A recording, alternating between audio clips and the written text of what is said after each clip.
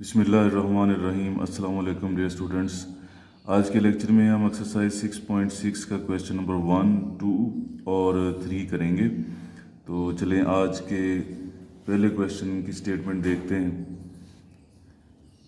पहला क्वेश्चन है the angle of elevation of the top of a flag post from a point on the ground level 40 metre away from the flag post is 60 degree, find the height of the post. तो यहाँ पे कुछ unknown terms हैं हमारे लिए, जैसे ये है एंगल ऑफ एलिवेशन। तो पहले हमें इस टर्म को समझना है, उसके बाद फिर हम क्वेश्चन की तरफ आते हैं। तो चले हम एंगल ऑफ एलिवेशन को समझते हैं। देखें ये हमारे सामने जो है एक बिल्डिंग का स्केच है। तो इसको अब हम देखते हैं। ये सबसे पहले है आई का स्केच है, ये वाला।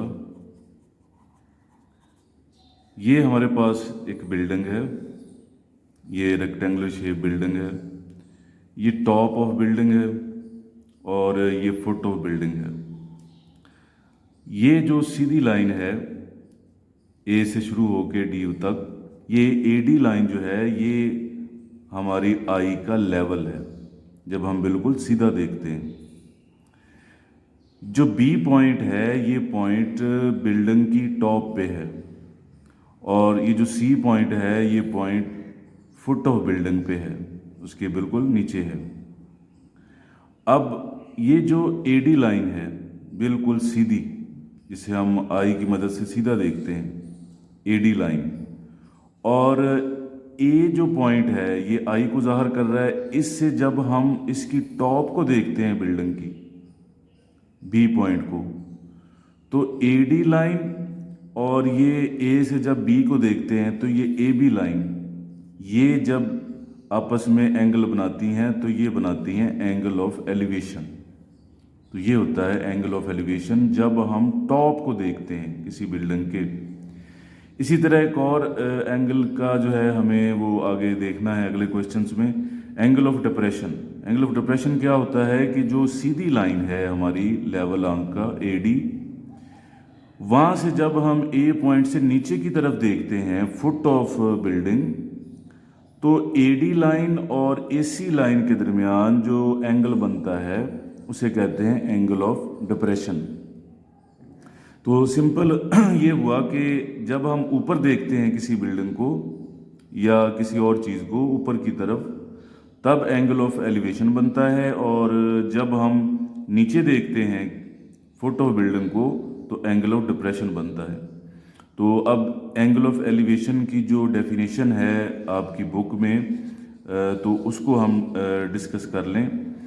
देखिए एंगल ऑफ एलिवेशन की जो डेफिनेशन है, जैसे हमने ये सब चीज़ें डिस्कस की हैं वैसे ही, the angle between the horizontal line AD eye level, ये जो हमारी हॉरिजेंटल लाइन थी बिल्कुल सीधी जो आई लेवल पे थी, उसके दरमियान angle, and a line from the eye A to the top of building B, ये आई ए का पॉइंट है। यहाँ से जब हम top of the building B को देखते हैं तो उनके दरमियान जो एंगल बनता है is called an angle of elevation. तो इसे एंगल ऑफ एलिवेशन कहते हैं।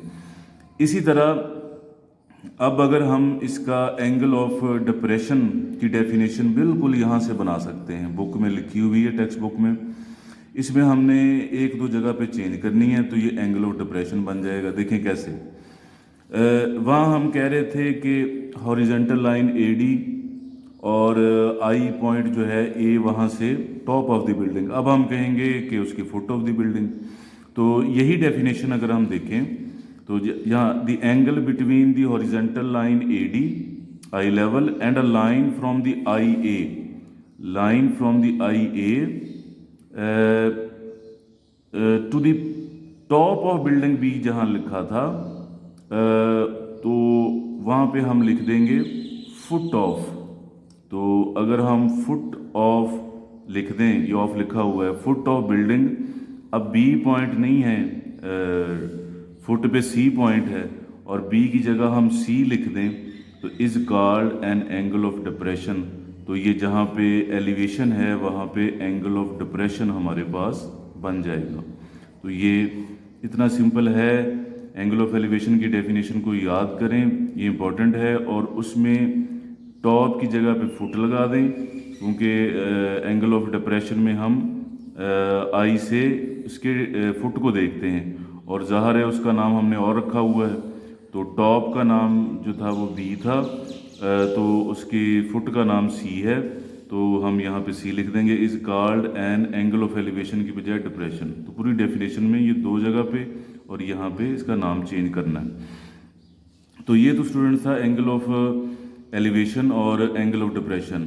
तो एंगल ऑफ एलिवेशन जो है, इसको अगर हम लिखना चाहें तो ये ऐसे होगा, बी ए डी। जैसे हमने पिछले लेक्चर में डिस्कस किया था कि जब आप 3 लेटर बोलते हैं एंगल में, तो जहाँ पे एंगल होता है वो दरमियान में आता है। B A D angle of elevation होगा, angle of elevation B A D. और जो हमारे पास एंगल ऑफ डिप्रेशन होगा वो होगा C A D, angle of depression C A D होगा। तो ये एंगल ऑफ एलिवेशन और डिप्रेशन के बारे में डिस्कस करने के बाद अब हम अपने क्वेश्चन की तरफ चलते हैं। तो हमारा पहला क्वेश्चन, हम उसकी स्टेटमेंट को दोबारा पढ़ लें। एंगल ऑफ एलिवेशन क्लियर हो गया। The angle of elevation of the top of a flag post. देखें ये फ्लैग पोस्ट है, ये वाली फ्लैग पोस्ट। तो यहाँ पे जो है कोई खड़ा है पर्सन, जो उसकी टॉप को देख रहा है यहाँ से।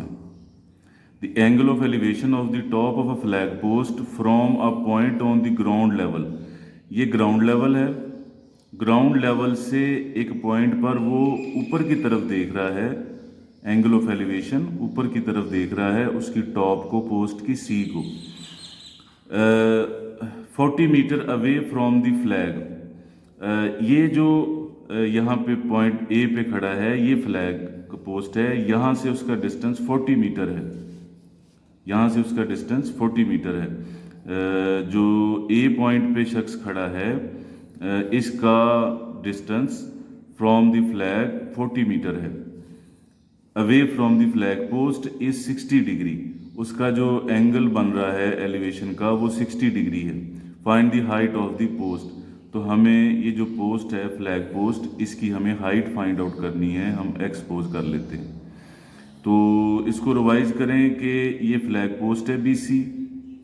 ए पे कोई पर्सन खड़ा है, वो फ्लैग पोस्ट की टॉप जो सी है उसको देख रहा है, और ए जिस जगह पे वो खड़ा है वो फ्लैग पोस्ट से 40 मीटर डिस्टेंस पे है, और एंगल ऑफ एलिवेशन बन रहा है 60 डिग्री। हमें इस फ्लैग पोस्ट की हाइट बतानी है, तो एक्स हमें फाइंड आउट करना है। अब इसमें जितनी भी चीज़ें हमने ये सपोज की है ना, ये सब हमने डाटा लिखना है। उसके बाद हम जो है एक्स फाइंड आउट करने की तरफ जाएंगे। तो देखें, सबसे पहले हम लिखेंगे कि जो लेंथ है, हाइट है, height of flag post. Height जो है वो BC है, और वो हमने फाइंड आउट करनी है, और हमने उसे एक्सपोज कर लिया। इसी तरह जो एंगल ऑफ एलिवेशन है, एंगल ऑफ एलिवेशन वो हमने थीटा सपोज कर लिया है एंगल ऑफ एलिवेशन, और वो 60 डिग्री है। ये जो AB डिस्टेंस है, ये क्या है? ये हमारे पास डिस्टेंस था from a point on the ground level 40 metre away from the flag post.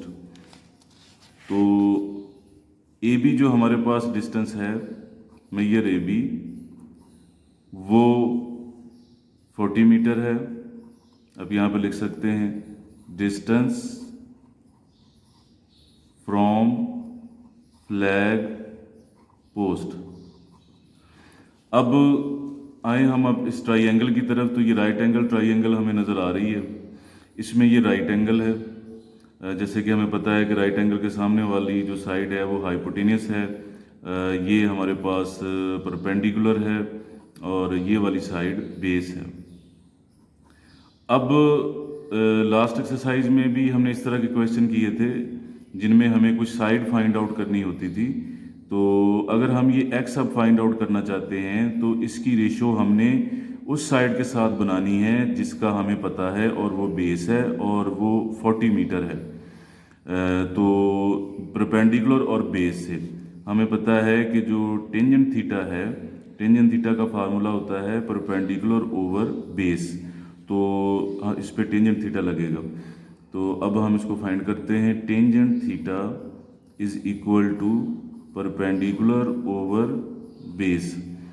अब थीटा की जो वैल्यू है वो तो ये 60 डिग्री है, और परपेंडिकुलर जो हमारे पास है वो BC उसका नाम है, मेजर BC, और जो उसकी बेस है उसका नाम पहले लिख लें MAB है। अब उनकी जगह पे हम उनकी वैल्यूज़ लिख दें। देखें BC जो है, जो परपेंडिकुलर है वो x हमने सपोज किया है जो फाइंड आउट करना है, और जो बेस है AB वो हमारे पास 40 है।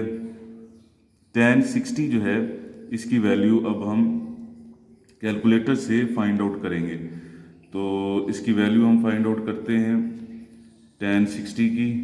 देखें टेंजेंट 60 डिग्री, तो इसकी वैल्यू आ जाएगी 1.732। तो हम ये लिख लेंगे 1.732, और इसके नीचे क्या होगा 1, ताकि हम क्रॉस मल्टीप्लाई कर सकें। x को 1 पे मल्टीप्लाई करें तो हमारे पास x आ जाएगा। 40 को अगर हम इससे मल्टीप्लाई करते हैं, 40 को अगर हम मल्टीप्लाई करें 40 मल्टीप्लाइड बाई 1.732, 1.732, तो हमारे पास आंसर आता है 69.28। तो यहाँ पे हम लिख देंगे 69.28, तो साथ हम मीटर का यूनिट लिख देंगे। तो ये हमारा पहला क्वेश्चन है जो हमने फ्लैग पोस्ट की हाइट फाइंड आउट करनी थी। क्वेश्चन नंबर 2 है, उसकी स्टेटमेंट है N isosceles triangle has a vertical angle of 120 degree and a base 10 centimeter long, find the length of its altitude।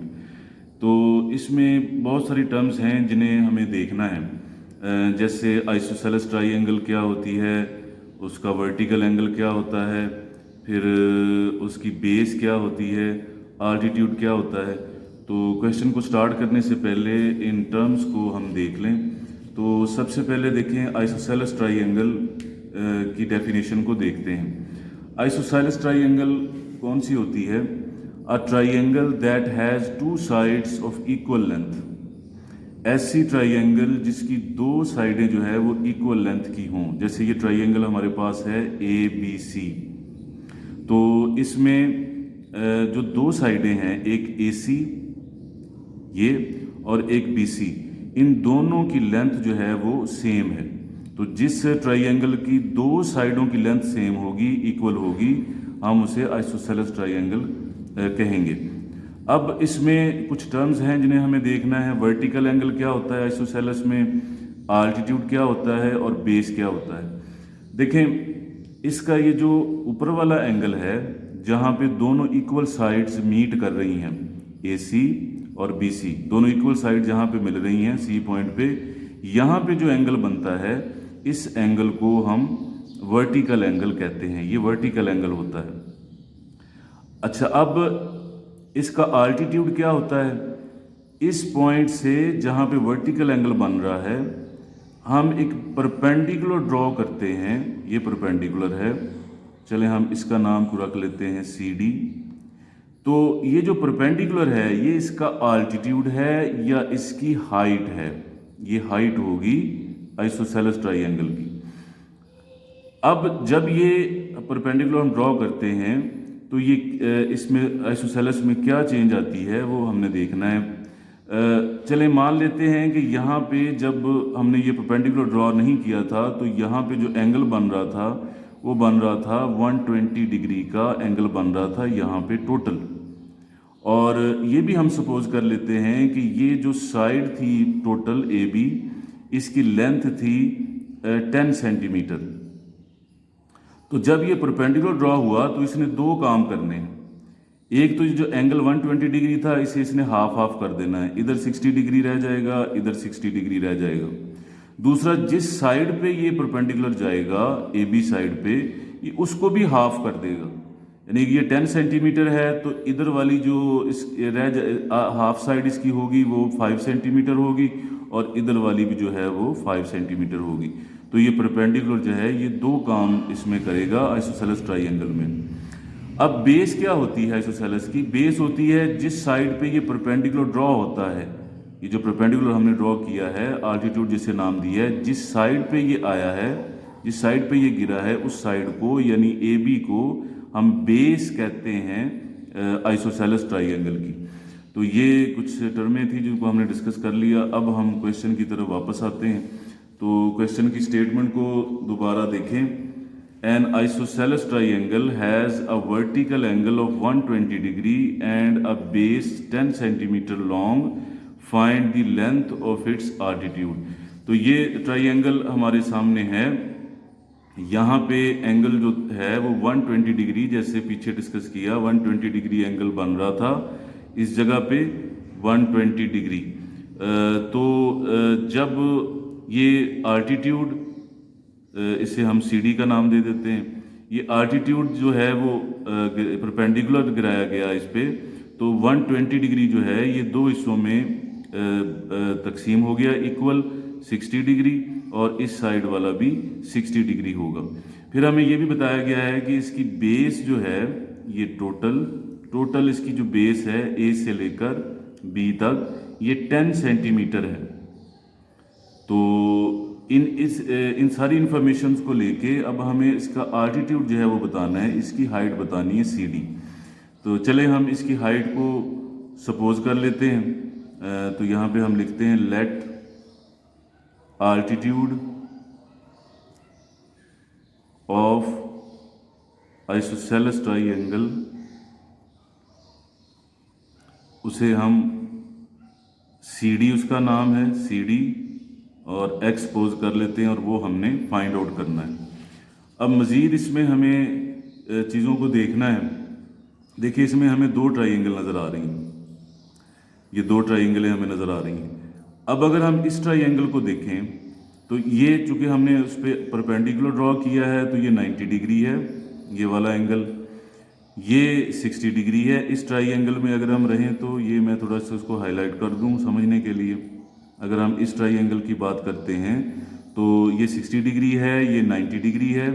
अगर ये वाला एंगल हमें पता चल जाए तो हम साइडों के ट्राइंगल के नेम रखकर पर्टिकुलर हमारे लिए आसानी रहेगी, फिर हम क्वेश्चन को फर्दर सॉल्व करते हैं। तो अगर ये 90 डिग्री है, ये 60 डिग्री है, तो एंगल A हमें बताना हो तो हमें पता है कि जो एंगल A 180 डिग्री सम होता है तीनों एंगल्स का। तो अगर हम 180 डिग्री में से ये 90 डिग्री भी माइनस कर दें और ये 60 डिग्री भी माइनस कर दें तो कितना हमारे पास रह जाएगा? 90 और 60, ये माइनस 150 डिग्री होगा। 180 में से 150 माइनस करेंगे तो 30 डिग्री हमारे पास बचेगा। तो ये एंगल A जो है ये 30 डिग्री आ गया, जो हम यूज़ करेंगे नेक्स्ट। अब ये ट्राइंगल में हमें ये नीचे वाले एंगल का भी पता चल गया। अब साइड किसी का नहीं पता, ये तो हमने फाइंड आउट करनी है ये वाली साइड।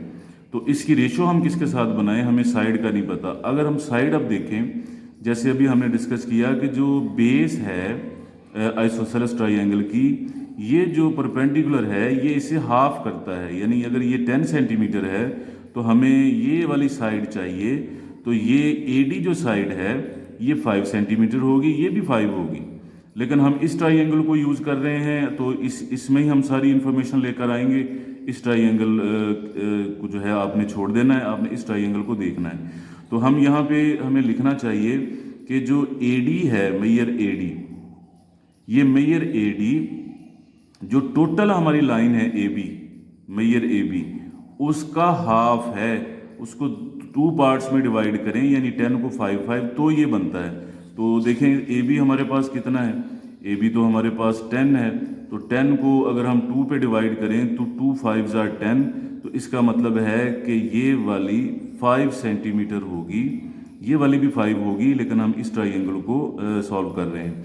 तो ये तो हमें इसकी लेंथ का पता चल गया। अब हमने पिछली एक्सरसाइज में ये पढ़ा है, अब सी डी अननोन है, हम इसे एक्स सपोज कर लेते हैं कि जो अननोन होता है उसकी रेशो हमने नोन के साथ बनानी होती है। तो एक्स की रेशो हमने इसके साथ बनानी है। तो अब अगर नाम की तरफ चलें तो ये 30 डिग्री इसके सामने वाला ये परपेंडिकुलर है और ये बेस है, और 90 डिग्री के सामने वाला हाइपोटेनियस है। तो परपेंडिकुलर और बेस के रेशो से हमारे पास क्या बनता है, टेंजेंट थीटा बनता है परपेंडिकुलर और बेस की रेशो से। तो अब हम क्या करेंगे, हम यहाँ पे लिखेंगे tan theta tangent theta is equal to perpendicular over base. अब देखें परपेंडिकुलर का नाम हम लिखें वो क्या है, वो है सी डी। तो हम यहाँ पे लिख देंगे मैयर सी डी। और जो हमारे पास बेस है, तो बेस इस ट्राइंगल की, तो यहाँ पे हमें ये लिखना भी चाहिए कि हम किस ट्राइंगल में वर्क कर रहे हैं, ए सी डी। तो यहाँ में हम लिख दें in triangle A C D, ताकि कन्फ्यूजन ना रहे कि किस परपेंडिकुलर की बात हो रही है और किस बेस की बात हो रही है। In triangle A C D. तो ए सी डी ट्राइंगल में रहते हुए जो हमारे पास बेस है वो है 5 सेंटीमीटर। तो हम पहले उसका नाम लिख लें, A D, Maihar A D.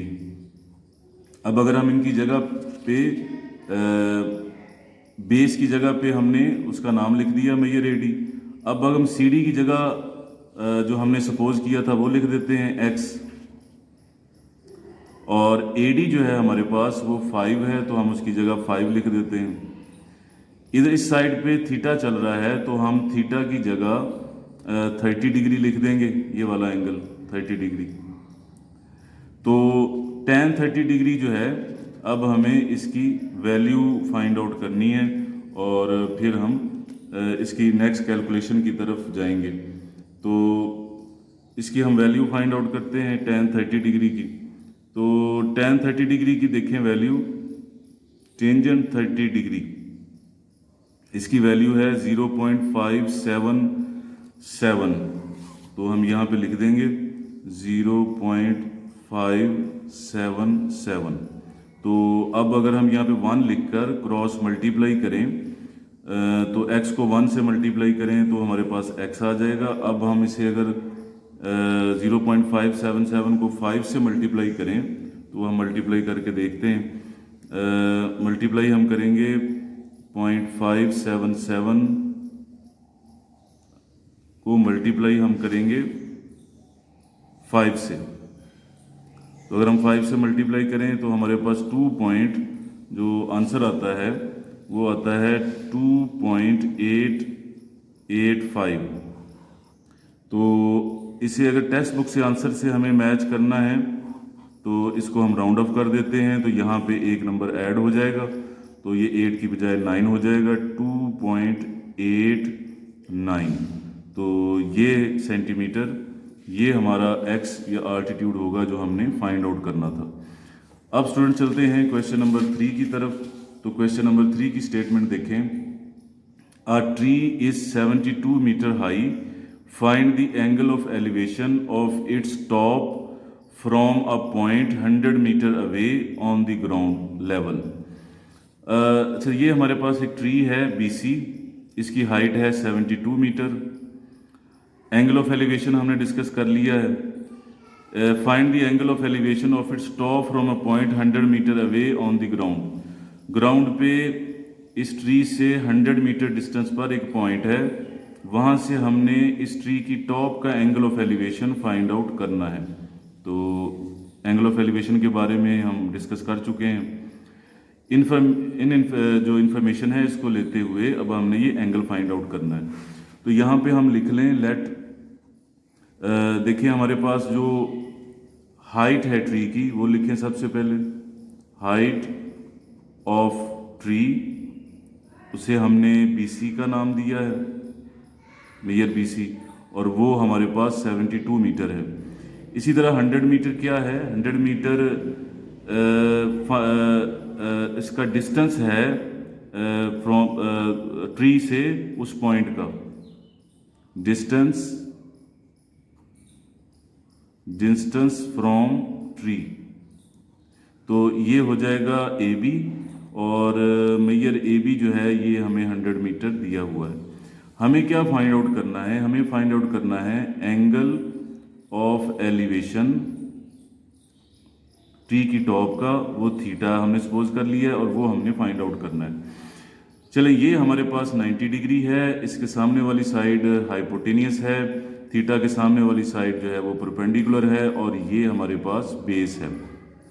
अब हमने जब एंगल फाइंड आउट करना होता है तो हमने उन दो साइड्स की रेशो आपस में बनानी होती है जिन दोनों साइड्स का हमें पता होता है। तो हमें परपेंडिकुलर और बेस का पता है, तो हम परपेंडिकुलर और बेस के हमें पता है कि जो tan थीटा होता है ये परपेंडिकुलर ओवर बेस के इक्वल होता है, तो हम ये इस पे लगा देंगे, tangent theta is equal to perpendicular over base. तो देखें परपेंडिकुलर जो है वो 72 है, परपेंडिकुलर 72 है, और बेस हमारे पास 100 है। अच्छा, ये बेहतर है कि आप पहले इनके नाम लिख लें। परपेंडिकुलर हमारे पास BC है, इसका नाम लिख लें, मेजर BC, और जो बेस है हमारे पास वो AB है, मेजर AB। उसके बाद हम इनकी वैल्यूज़ लिख लेते हैं। तो BC की वैल्यू हमारे पास 72 आ जाएगी, ये वाली वैल्यू, और AB की वैल्यू 100 आ जाएगी नीचे। अब 72 को अगर हम 100 पे डिवाइड करें तो ये हमारे पास आता है 0.72। अगर हम कैलकुलेटर पे से डिवाइड करें 100,000 वगैरह पे डायरेक्ट डिवाइड कर सकते हैं कि जितनी उसमें ज़ीरो हैं उतने आप इधर से डिजिट काउंट करके पॉइंट लगा दें, ये वाला। तो इस साइड पे हमारे पास टेंजेंट थीटा आ रहा है। अब हमें वैल्यू का पता है और हमने एंगल फाइंड आउट करना है, तो हम थीटा को इधर रखते हैं, tan उधर जाके इन्वर्स हो जाएगा 0.72। तो इन्वर्स फंक्शंस के बारे में भी इस चैप्टर में हमने पढ़ा है। इन्वर्स में हम क्या करते हैं, वैल्यू की मदद से एंगल फाइंड आउट करते हैं। तो देखें अब हमें शिफ्ट दबाना है, tan इन्वर्स आ जाएगा, और tan इन्वर्स हमें निकालना है 0.72 का। तो देखें इसका आंसर जो है वो आता है 35.75, ये इसका एग्जैक्ट आंसर है। तो अब इस तरह है कि अगर आप टेक्स्ट बुक के आंसर से इसे मैच करना चाहते हैं तो फिर आप इसे राउंड ऑफ नहीं करेंगे, तो ये आंसर आएगा टेक्स्ट बुक वाला जो आंसर एंड पे है 35.7 डिग्री साथ लिख दें। लेकिन अगर आप ये आंसर भी लिख देंगे तो ये आंसर भी ठीक है, ये गलत नहीं है। अगर आप थीटा इज इक्वल टू 35.75 ही लिख देते हैं तो भी ठीक है। तो ये दोनों आंसर ठीक हैं। तो उम्मीद है स्टूडेंट्स कि आज के लेक्चर के कंप्लीट होने के बाद आपको इसकी समझ आई होगी। मज़ीद अगर angle of elevation, angle of depression या आइसोसेलेस ट्राइंगल के बारे में कोई क्वेश्चन आपके माइंड में है तो आप कमेंट्स में ज़रूर पूछिए। अल्लाह ताला आपका हामी नासर हो। खुदा हाफिज़।